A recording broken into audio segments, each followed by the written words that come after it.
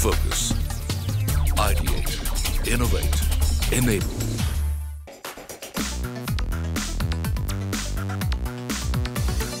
Hello and welcome to the Personal Economy series, Your Wealth and Beyond, brought to you by HSBC Premier in partnership with CNBC TV 18. Now on this series, we explore our personal economy, all the things that we value the most in our lives.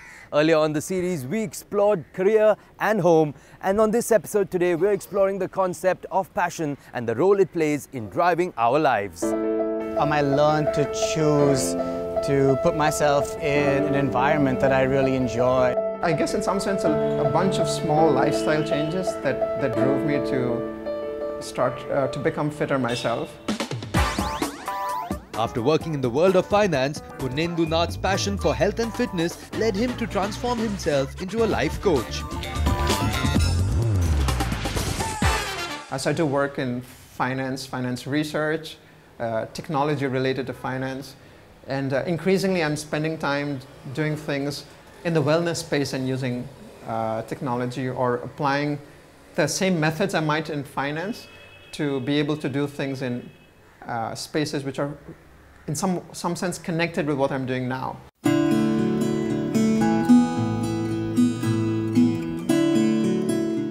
Rahul Malani's love affair with the sea began when he was less than a year old. He learned to swim before he could walk.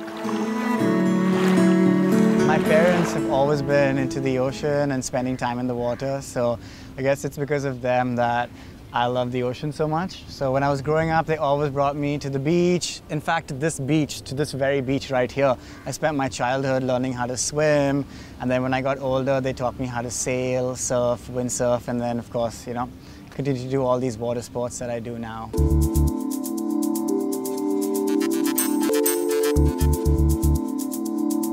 I was born in London, but I grew up in Mumbai.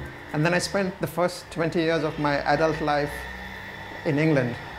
And when I came back and I started work in Mumbai for the first time at the age of 40, one of the first things that struck me was that the country had grown a lot wealthier over the previous 20 years. But the citizens of the country weren't necessarily living better lives. So they could buy things out in the stores that weren't available earlier, and they had more purchasing power. But sitting in on meetings in the mornings with 20-something-year-olds and seeing that they were looking quite unfit worried me, and it got me thinking about the fact that in some sense the wealth of a nation or a society or even a family is not just about how much money is in the bank, but also about individual health, and the individuals together make society.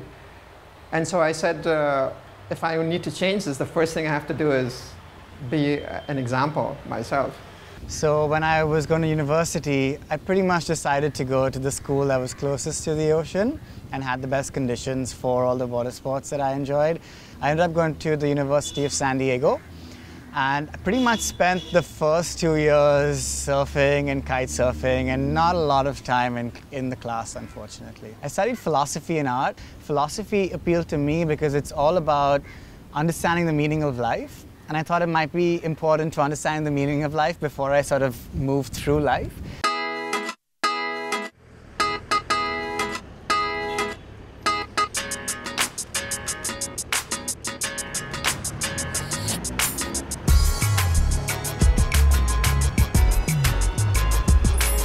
So I just started living my life in the way I always had living in London. We sort of have a relatively active life. And that's sort of how I started. So people said, oh, you've been away for so long, you live in such a big house, and how come you take the train to work?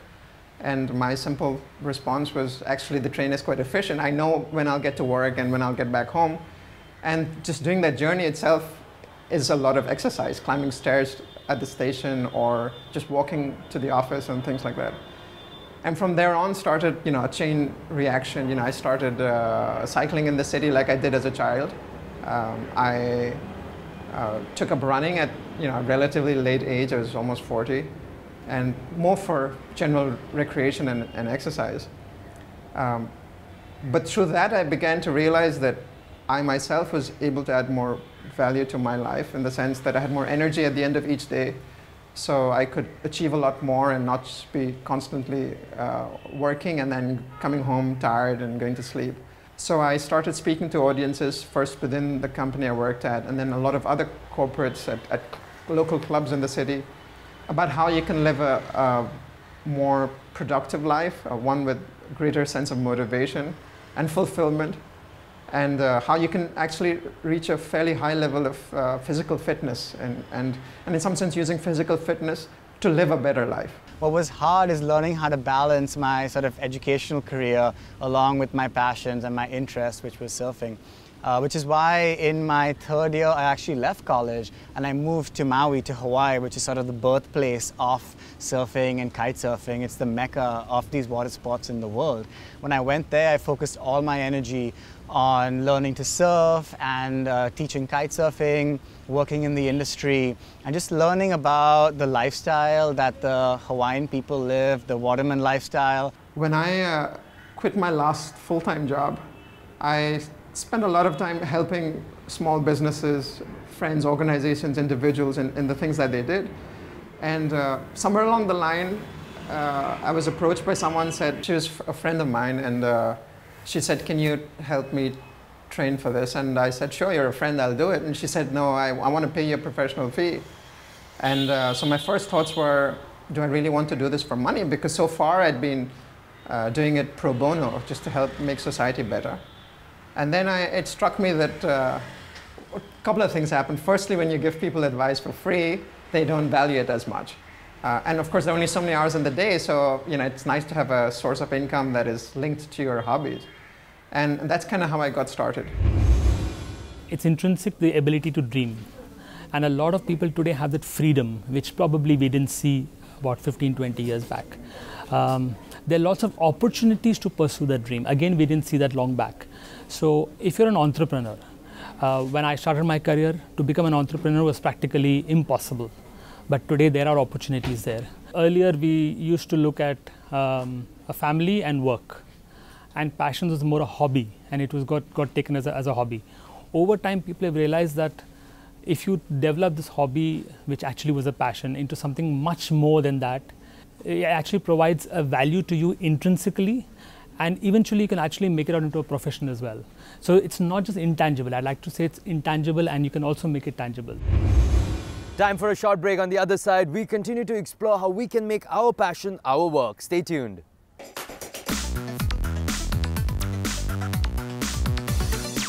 Welcome back to the Personal Economy series, Your Wealth and Beyond, brought to you by HSBC Premier in partnership with CNBC TV 18. Now on the series, we're exploring the various aspects that make up our personal economy. And recognizing our passion is a stepping stone to a fulfilling and wholesome life, something that individuals are now realizing. Okay,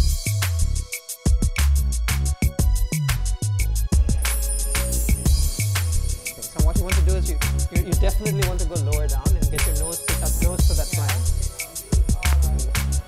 The weight up to this thing and make sure our shoulders are still level, right? Apart from being a marathon runner himself, Purnendu Nath helps individuals achieve their personal goals, be it training for a marathon or leading a fitter life.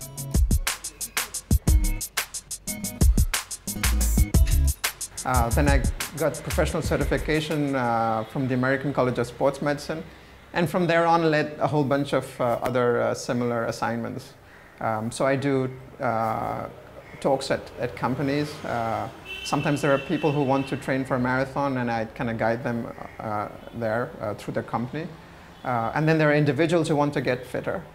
And everybody is different. Not everybody wants to run a marathon. Everybody's goals are different, and not everybody starts off from the same place. So typically what I do is take people from where they are towards the goal that they want to get to. It's more a case of empowering people, giving them the knowledge and the know-how about how to do things. Because in some sense, the information is all out there today. With the World Wide Web, information or knowledge is never the problem. It's all about how do you bring it into your life and actually apply it and implement it. That will lead to success.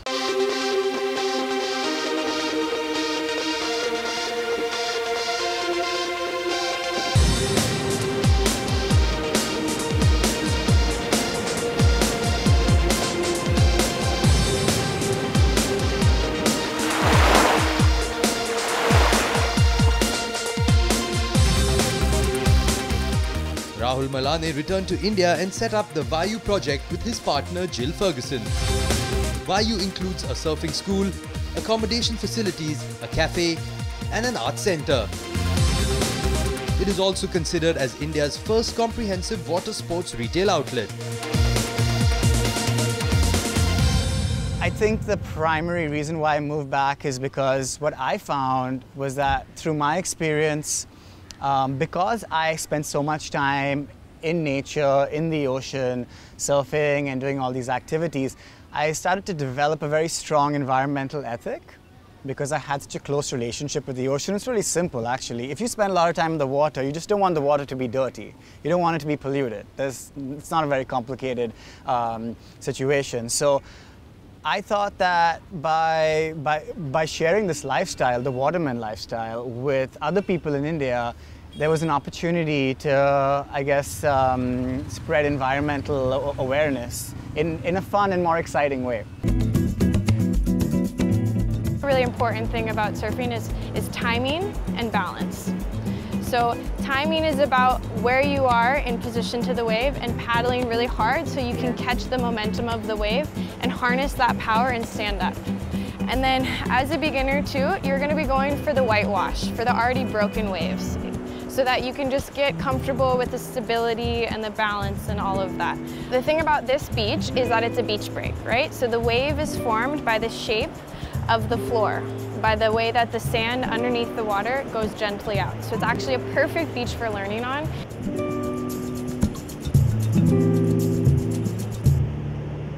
Well, one of the projects, of course, is the Adventure Center, where we teach surfing, kite surfing, stand-up paddleboarding. Through that project, we hope to create environmental awareness. But besides that, we also have a lot of environmental projects that we do, including beach cleanups at our very own beach by sort of integrating the local community as well as the sort of foreigner community in Goa. Besides that, we also have a lot of amazing goals to create a recycling center in Goa with close to this area basically. We also have the Vision Collective, which is a sort of artistic based project. The focus of that project is to create a culture of expression and to sort of inspire artistic awareness and just to focus on creativity. So if you ask me, what am I really passionate about? What is it that I'm really trying to do? My goal really is to improve public health. So like I said, I want our country, which is getting richer by the year, to have people whose citizens are much healthier. And that's my real goal. When I started my career almost 25 years back, I wasn't even looking at a passion, I was just looking at a job. Today it's not like that. Today a lot of people follow their passion and say, can I make this my living? So for example, when I come to work, is my passion translating into what I'm doing, which also earns me money? I met, and this typically would come out of, let's say, artists today. Okay, it started off with artists. So whether it's an artist who's a singer, who's a painter, this is their passion and they make a job out of this. But then it's moved beyond artists and creative people to a lot of other fields as well. And that's where the passion becomes their job as well. Now, you enjoy your job if it's your passion.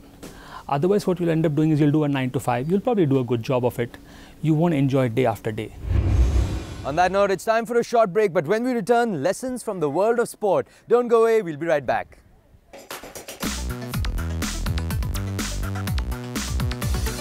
Welcome back. Now, in the earlier episodes, we featured the Personal Economy Summit, Your Wealth and Beyond, brought to you by HSBC Premier in partnership with CNBC TV 18. At the summit, sporting legends shared their personal experiences about following their passions and how it has made a difference in their lives.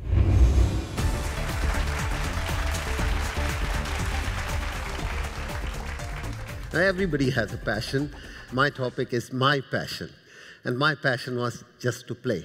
Run away from the school, run away from anywhere, just to complete my passion. When I used to play cricket, I never need an alarm to get up in the morning because my passion was to play.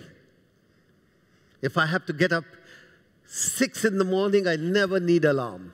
And till today, if I have a game 6 in the morning, golf, I don't need somebody to wake me up. Is that's what you need, is enjoying your passion.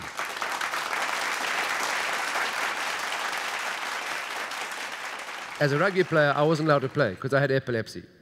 So was that the end of the world for me? No. And I think there's a key for me here is that the fact that I knew my limitations. Okay, I can't play rugby. I have epilepsy. I can't get my head in the bottom of a loose ball. I knew my limitations. I knew where my weaknesses lay, and I focused on my strengths. Just one thing that is often an issue is that we work hard at fixing our faults and work hard at fixing our weaknesses. Kapil Dev Sir spoke about his passion. When you're passionate about something, you can be good at it without even trying hard. You really can. And too often in a corporate environment, these are our weaknesses. This is what we've got to fix. And we hate doing that. And we'll actually, all the work that we spend, we'll probably get it up to average. Whereas if we can focus a bit more time on doing what we love to do and what we really are not good at, but what we love to do and are passionate about, it's amazing how that growth, that incremental, that compound growth will be. Not just, okay, I'll get it up to a standard that's good enough. If you can spend more time and focus more time doing things that you are passionate about in any environment, it can be in a corporate environment too. It doesn't just have to be on the sports field. If you can spend more of your time doing that, then the growth is compounded as opposed to just incremental. So if I mentor someone and then they can then pass that on, then that's a very good thing. There's nothing else I'd rather be doing in my life, and there's nowhere else I'd rather be than add value with my sort of community and interacting with new people all the time. People dream, but they don't talk about it. Now, that's where I always encourage the use of advisors. Bounce it off somebody else. Don't be embarrassed to talk about it. There are professional advisors, financial advisors, there are career counselors, and there's family. When you start talking about your dreams and say, this is what I want to do 5 years from now, 10 years from now, or even immediately, people will come up with support. People will come up with ideas. And then people will tell you how to plan for it. I'm not saying you can't do it on your own, but sometimes what happens is the emotion and the logic sort of, they clash. Because when you talk about your dreams, it's just emotion and a lot of emotion. Somebody will help you plan for it in a very logical manner. The beauty of a passion becoming a career is when both these balance out, that your emotion drives it and there's a very logical plan that supports it together. And that logical plan involves finances, involves contingency planning, and involves your family around you.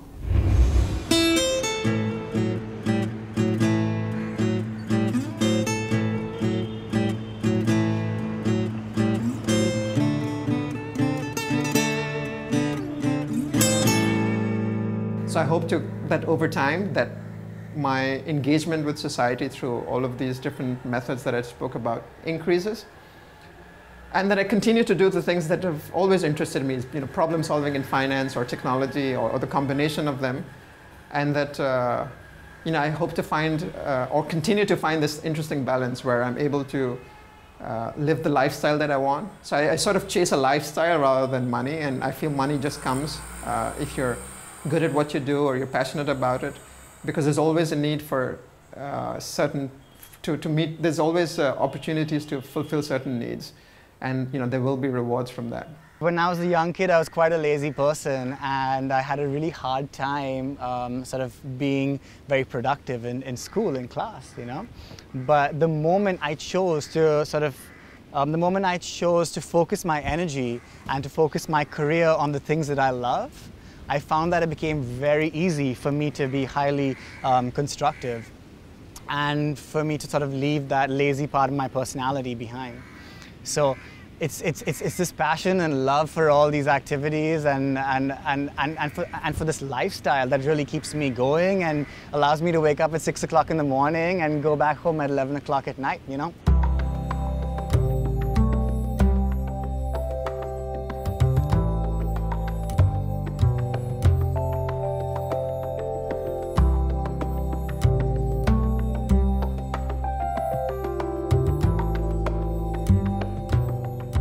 Be passionate about what you do, and the rest will follow. Well, that's all on this episode, but stay tuned to the series as we continue to explore all that matters to us in our personal economy. Until next time, from the entire team, many thanks for watching.